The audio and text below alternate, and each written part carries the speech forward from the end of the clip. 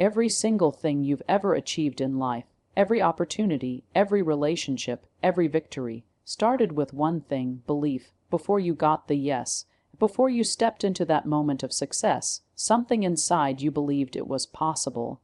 And just like that, belief became the silent architect of your destiny. But here's the twist: belief works both ways. If your internal belief is soaked in doubt, fear, or unworthiness, then don't be surprised when the world mirrors that energy right back to you. Most people go through life unknowingly sabotaging their own results, not because they're not talented, not because they're not hardworking, but because they haven't reprogrammed the most powerful operating system they'll ever own, their subconscious mind. Now let's get one thing straight. Your subconscious does not care whether a belief is true or false. It only cares whether it's repeated. So if you've been telling yourself, they're going to say no, I'm not good enough, I always mess things up, guess what your subconscious is doing? It's filing those beliefs in the truth folder, because repetition is how the subconscious learns. And once those beliefs take root, they start running the show. Suddenly, you're hesitating before opportunities. You're afraid to ask for what you want. And when you finally do, you do it with a shaky voice and weak energy. And people feel that. People don't respond to your words. They respond to your vibration. Your internal frequency is what gets you the yes or the no. You could say all the right things, but if your belief system is out of alignment, it's like trying to tune into a radio station that's full of static. You're not going to get a clear signal. Think about it like this. Have you ever walked into a room where someone didn't say a word, but you could feel their energy? You knew they were confident. You knew they were certain. You knew they were in control. That's not charisma. That's belief. That's someone who has done the internal work to align their subconscious with their goals. And when you do that, your words carry a different kind of weight. You no longer have to chase approval because you radiate certainty. That kind of energy doesn't beg for a yes. It invites it. And in most cases, it commands it. But let's go deeper. Where do these limiting beliefs come from in the first place? For most of us, they're inherited. You weren't born thinking you weren't good enough. You weren't born thinking your ideas didn't matter. Somewhere along the line, someone said something. Maybe it was a parent, a teacher, a friend, and your young, impressionable mind took it as gospel. And every time something reinforced that belief, it got stronger. Like a groove in a record, that belief kept playing over and over. And the saddest part is, most people never question it. They walk through life wearing a pair of mental sunglasses that color every experience with the past. That's why even when opportunity knocks, they doubt it. They push it away. They self-sabotage, not because they want to fail, but because their subconscious is more loyal to an old belief than it is to a new result. Now here's the breakthrough. Once you understand that belief is a choice, you take back your power. You realize that you can install new beliefs the same way the old ones were installed, through repetition, emotion, and visualization. You can reprogram your subconscious to expect a yes. You can train it to see rejection as irrelevant. You can wire your mind to seek confirmation of your worth, not your limitations. And when that happens, the world begins to shift. Not because it suddenly got easier, but because your inner world changed, and that inner world is what projects out into everything. So, how do you do it? You start by becoming radically aware of the internal dialogue running your life. Catch the thoughts that say, "This won't work," "They won't listen," "I don't have what it takes." Catch them in the act, and then reframe them, replace them. Speak new truths over yourself, not once, not twice, but every single day. Write them down, say them out loud. Visualize the moment of victory so vividly that your mind can't tell the difference between imagination and reality. Because here's the thing, the subconscious mind doesn't know the difference between what's real and what's vividly imagined. That's why athletes visualize success before the game. That's why performers rehearse mentally before the stage. And that's why people who expect a yes get it more often. Because their belief system is tuned into that frequency. They don't wait for proof. They create it in their mind first. And when your mind starts expecting success, truly, deeply expecting it, everything changes. You walk differently. You speak differently. You move through life with an energy that is undeniable. And others feel it. They may not know what's different about you, but they'll be drawn to it. Doors will open. People will say yes, not because of luck, not because of magic, but because belief is magnetic. It draws to you the very experiences that match its frequency. Rejection, a word that carries so much emotional weight for most people. It stings, it lingers, and often it becomes a reason to stop trying. But what if rejection isn't the end? What if no isn't a verdict, but a signal, a redirection pointing you toward a better outcome? The problem is not the no itself, but the meaning we attach to it. Most people hear a no and immediately collapse internally. They take it personally. They think it means they weren't enough, that they failed, that they should have never tried. But that mindset is the real prison, not the rejection. The truth is, rejection is neutral. It's just a response, an outcome. It only becomes negative when we allow our ego to interpret it through a lens of insecurity or self-doubt. The most successful people in the world didn't get there by avoiding rejection. They got there because they transformed their relationship with it. They stopped seeing no as a closed door and started seeing it as a redirection to something more aligned with their purpose. That shift in perception is everything. When someone tells you no, they're not rejecting your worth. They're reflecting where they are, what they see, what they believe, and often it has nothing to do with you. Maybe they're not ready. Maybe they don't understand your value yet. Maybe they're limited by their own beliefs. But if you internalize that rejection as a judgment on your potential, you're giving away your power. Understand this deeply. Every no is just a piece of data. It's a directional signpost, and when you begin to look at it that way, you stop resisting it and start learning from it. Sometimes a no is protection. Sometimes it's preparation. Sometimes it's simply timing. Think of how many times in your life something didn't work out, and later you realized that it was the best thing that could have happened, but in the moment it felt like a door slammed in your face. The problem is that most people don't wait long enough to see the blessing behind the rejection. They quit too early. They let one no define the entire journey. But the people who win in life, the ones who keep rising, they don't stop at no. They treat it like a compass. It tells them to pivot, to evolve, to aim higher or deeper. Here's something most never consider. When you shift your energy in response to rejection, you alter your future.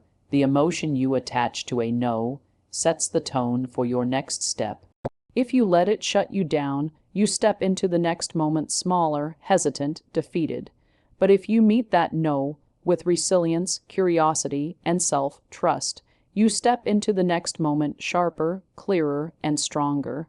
That change in posture, that shift in frequency, is what separates people who get what they want from people who don't.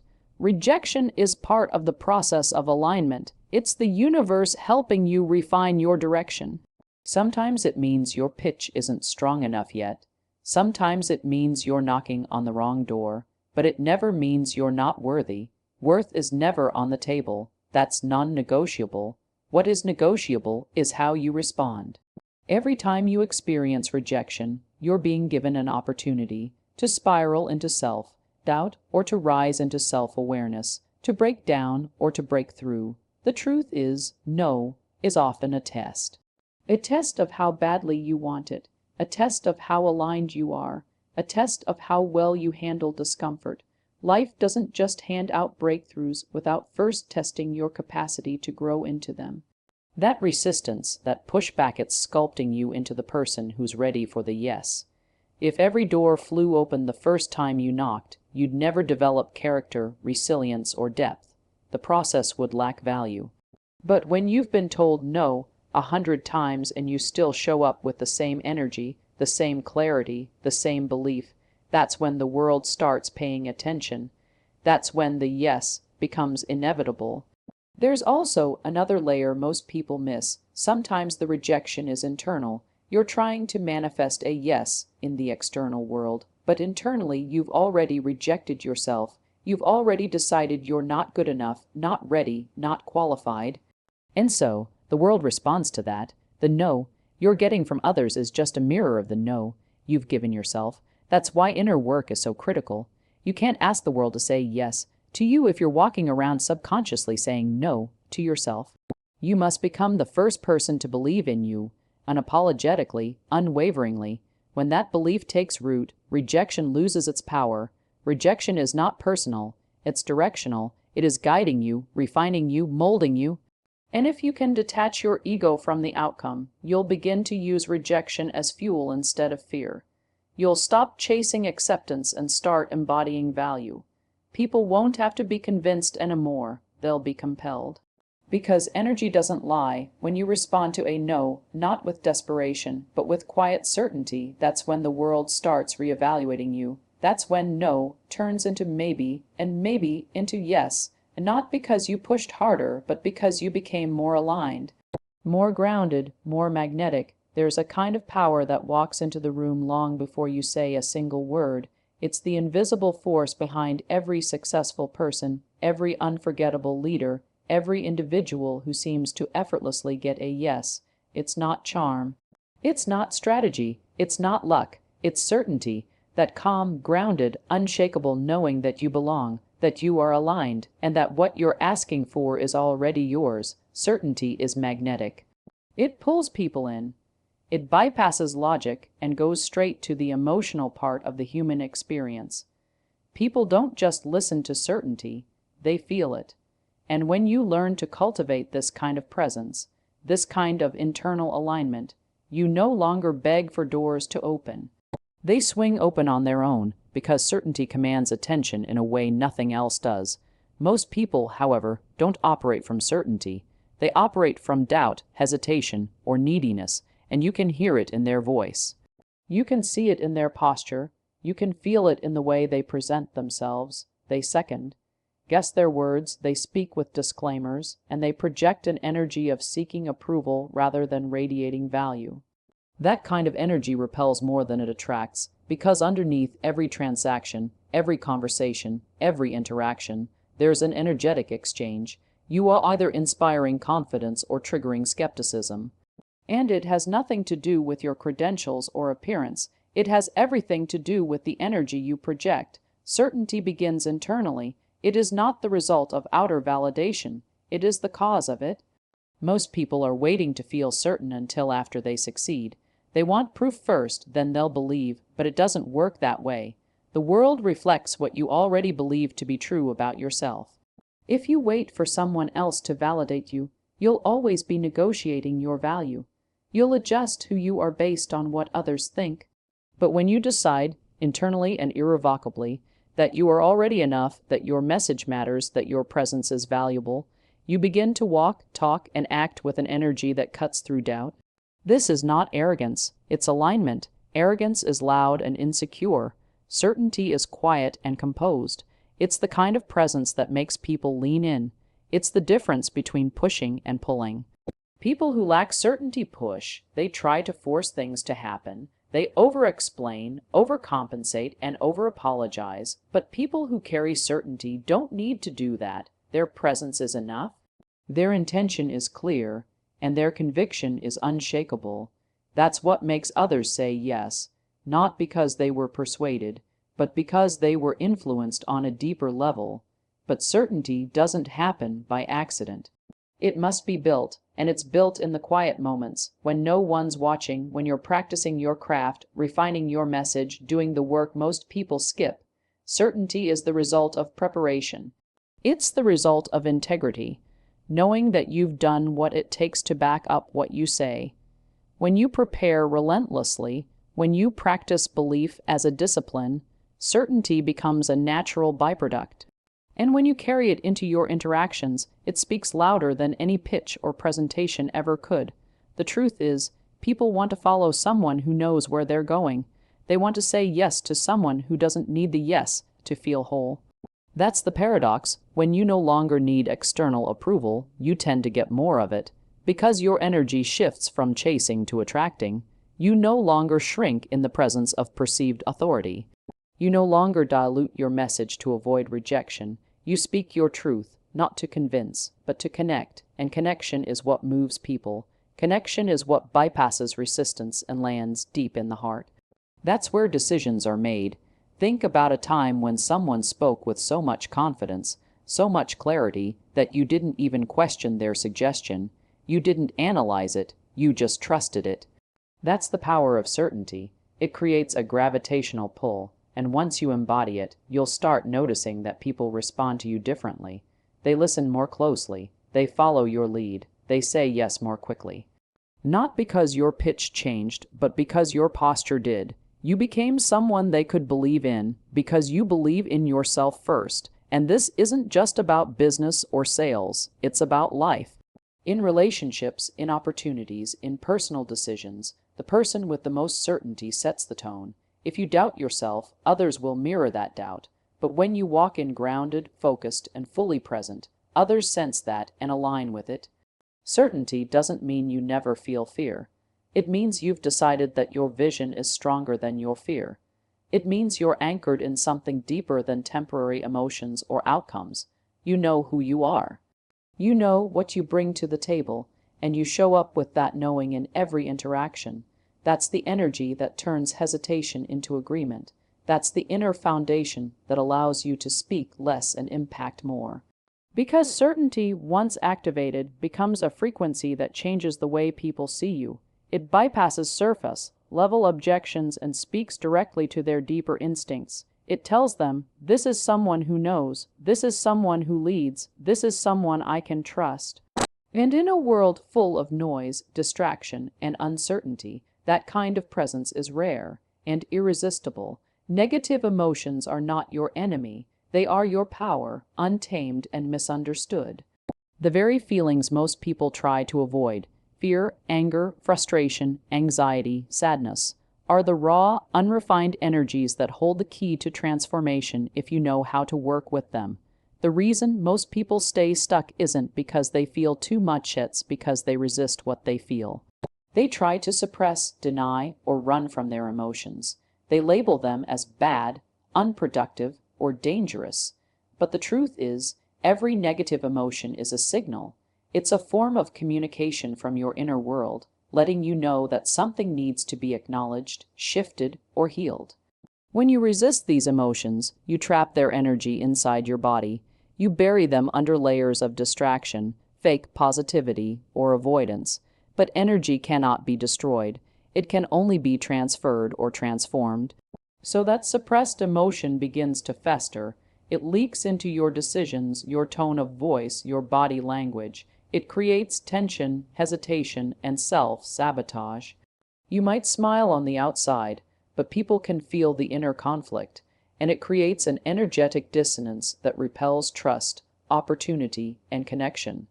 But what happens when you stop running from those emotions and begin to face them head on?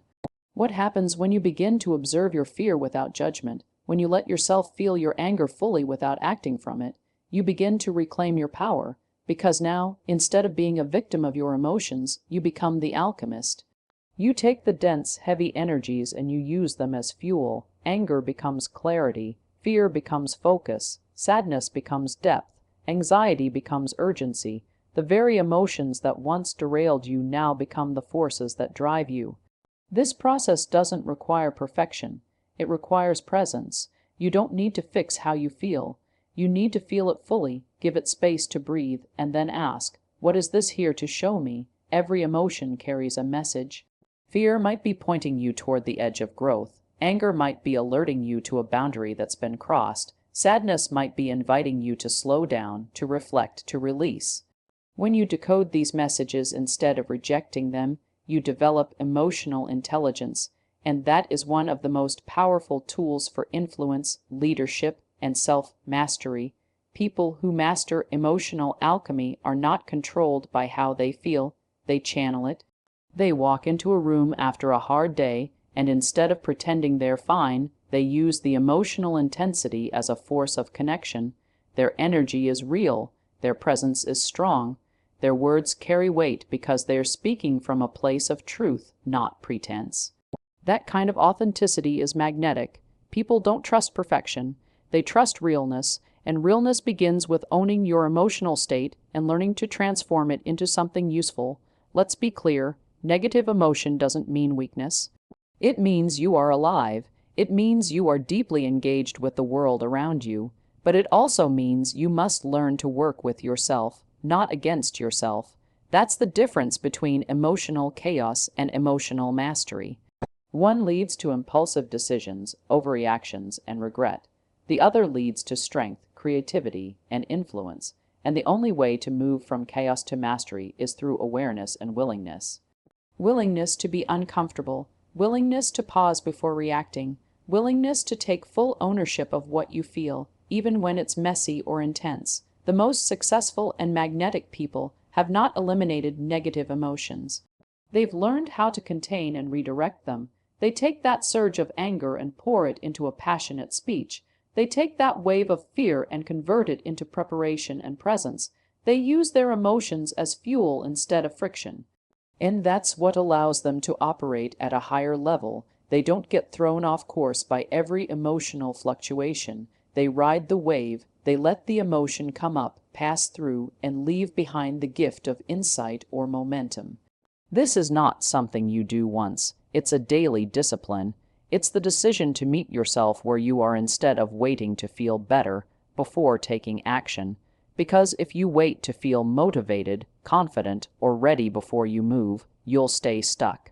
But when you learn to move through discomfort, when you act even while feeling uncertain or scared, that's when transformation begins. That's when the emotional energy starts working for you instead of against you. And here's the secret most people never hear. The more you learn to transmute your emotions, the more access you gain to deeper intuition and sharper instincts. You start to notice patterns, to feel energy shifts, to anticipate what others are feeling even before they speak. Because your emotional range has expanded. You're no longer confined to shallow, surface-level reactions. You've built the capacity to hold and channel deep emotional currents, and that depth gives you presence. People feel safer around you, they trust you, they listen when you speak, not because you're perfect, but because you're powerful, and that power was forged in the fire of your most difficult emotions. It came not from escaping them, but from turning toward them and using them as your training ground. That is emotional alchemy. That is how you turn no into next, how you turn resistance into resilience, and how you create a presence so grounded and commanding that people say yes to you not because they have to, but because they feel compelled to. Most people chase goals that sound good on paper but have no real emotional weight behind them. They want the car, the money, the position, the partner, but those desires are often rooted in ego, comparison, or insecurity, and that's why they struggle to get a yes. Because the universe, and people for that matter, don't respond to hollow ambition. They respond to alignment. They respond to purpose. When your desire serves a bigger mission, when it contributes to something beyond just your own gain, it creates a different kind of energy, an irresistible energy that attracts support, resources, and yeses from every direction. There's a fundamental truth that most overlook. People are more likely to support, invest in, follow, or say yes to someone whose vision is driven by contribution. Selfish goals are small goals, and small goals don't create momentum. But when you attach your goals to something meaningful, something that touches lives, lifts people, shifts the culture, suddenly you become a vessel for impact, and that energy is contagious. People don't just believe in your idea. They feel like they're part of something greater when they say yes to you. This is the unseen force behind powerful influence. When you speak from a place of purpose, your words resonate deeper. They don't just enter the ears, they land in the heart. That's because purpose amplifies presence. It strips away hesitation. It clarifies intention. It creates an energetic congruence between who you are, what you say, and why you do what you do. And that kind of alignment is rare. Most people are scattered. They say one thing, think another, and do something else. But when all parts of you are aligned behind a purpose bigger than your ego, you move with a conviction that cannot be ignored. When you operate from purpose, you no longer fear rejection, because the outcome is not about validation, it's about mission. You're not here to be liked, you're here to serve, to shift, to elevate, And when you bring that kind of energy into a room, people feel it. It makes them stop. It makes them pay attention, because most people are starved for realness. They're hungry for authenticity, and they're drawn to individuals who are clearly connected to something real, something that matters. Think about the most influential people you've ever listened to, the ones who made you want to move, to act, to change. They weren't just skilled speakers or brilliant minds. They were tapped into something bigger. Their words carried weight because their purpose was genuine.